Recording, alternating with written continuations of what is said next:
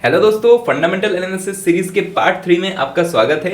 आज की इस वीडियो में बड़े ही इंपॉर्टेंट रेशोज की बात की जाएगी जो कि है सॉल्वेंसी रेशोज। जैसे कि इसमें दो इंपॉर्टेंट रेशोज होते हैं, पहला है डेट टू इक्विटी रेशो और दूसरा है इंटरेस्ट कवरेज रेशो।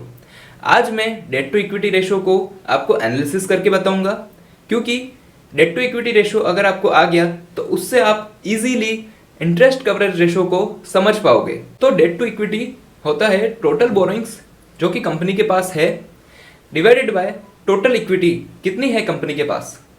नॉर्मली यही कहा जाता है कि डेट टू इक्विटी एक से ऊपर नहीं होना चाहिए, यानी कि कंपनी का इक्विटी कैपिटल ज्यादा होना चाहिए as compare to debt capital company का। अगर आपको कंपनी का हेल्थ देखना है तो ये बहुत इंपॉर्टेंट है कि debt to equity ratio under control होना चाहिए।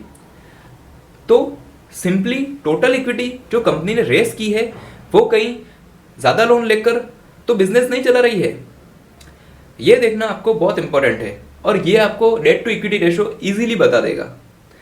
तो दोस्तों चलिए स्क्रीन पर और कुछ निफ्टी 50 स्टॉक्स के एग्जांपल्स हम देख लेते हैं। डेट टू इक्विटी एनालाइज करने से पहले दो बातों का हमें ध्यान रखना होगा। पहला, debt to equity less than 1 और लोअर होना चाहिए, ऐसा मार्केट में आइडियली माना जाता है। तो जनरली जो lower debt to equity ratio होता है वो बेटर माना जाता है, बिकॉज उसका मतलब ये होता है कि कंपनी की रीपेमेंट कैपेसिटी काफ़ी बेटर है एंड उसकी बुक्स में डेट कम है या है ही नहीं। तो अल्टीमेटली कंपनी काफ़ी फाइनेंशियली सिक्योर्ड है। देन हम टिकर टैप में आएंगे, स्टार्ट स्क्रीनिंग में जाएंगे। यहाँ पे स्टॉक यूनिवर्स में हम निफ्टी 50 स्टॉक्स को सेलेक्ट करेंगे और जो फिल्टर्स हमें चाहिए, लाइक हमें डेट टू इक्विटी रेशो चाहिए तो वो हम सेलेक्ट करेंगे और दूसरे फिल्टर्स रिमूव करेंगे।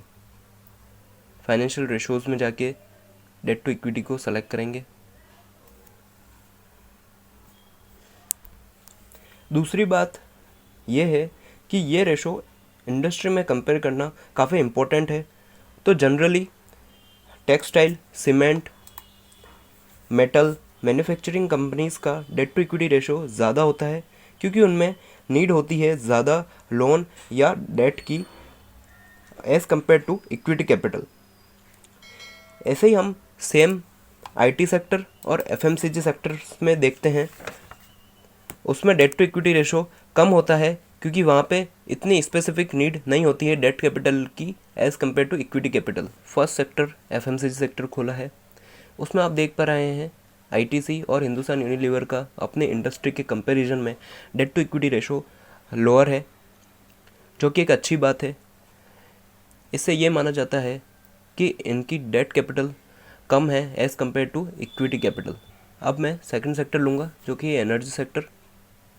इसमें आप देख पा रहे हैं रिलायंस इंडस्ट्रीज़ का डेट टू इक्विटी लोअर है अपने इंडस्ट्री में, क्योंकि यहाँ पर डेट कैपिटल कम है as compare to equity capital. Third हम लेंगे इंफॉर्मेशन टेक्नोलॉजी सेक्टर जो कि एक सर्विस इंडस्ट्री है।